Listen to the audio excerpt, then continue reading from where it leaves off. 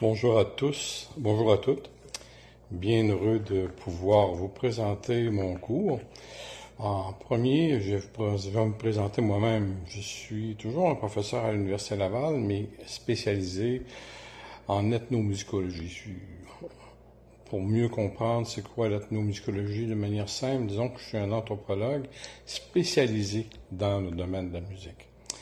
J'ai pu parcourir joyeusement dans cette vie plus de 40 pays en faisant des enregistrements, en faisant des films, en rapportant plein d'informations pour nous aider à comprendre les musiques qu'il y a euh, dans les cultures à travers le monde. C'est fascinant et c'est cette passion-là d'une part et ces informations-là, ces beautés à travers le monde que je souhaite partager avec vous.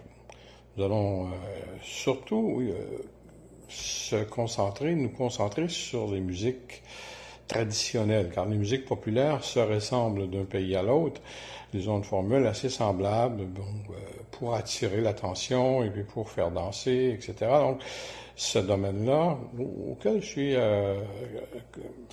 aussi préparé, mais qui, pour la raison que je viens de nommer, est moins intéressante pour nous parce que la découverte est moins profonde, moins grande. Dans ces cours, dans le cours que je présente, que je souhaite vous offrir à l'automne, on fait un tour du monde musical. On part de l'Est et on se rend jusqu'à l'Ouest.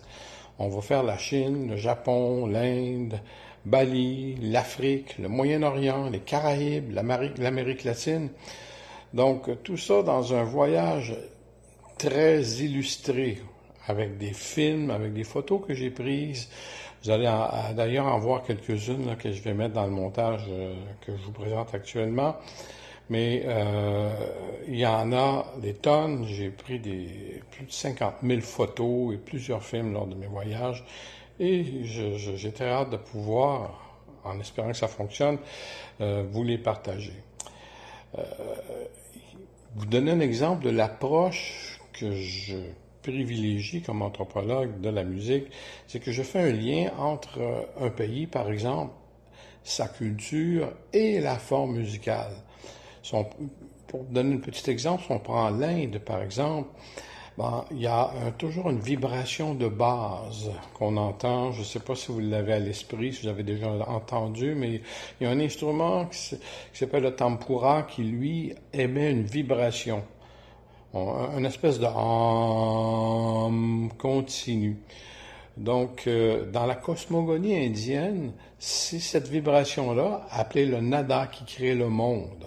Donc, c'est très succinct comme exemple, mais je peux aller beaucoup plus profondément dans un cours de 3 heures, vous pouvez vous l'imaginer. Donc, il y a un lien entre une structure de la musique elle-même, la façon dont elle est construite, pensée, et le monde dans lequel elle s'inscrit, dans la culture dans laquelle elle s'inscrit. C'est l'approche que je privilégie, et aussi, je répète, de nombreuses illustrations, parce que la musique, ça va avec la danse, ça va avec un mode d'expression qui est visuel aussi. Donc, pour cette raison, on aura films et aussi extraits musicaux en grande quantité. Donc, en souhaitant vous rencontrer cet automne, je vous remercie de votre attention et à bientôt.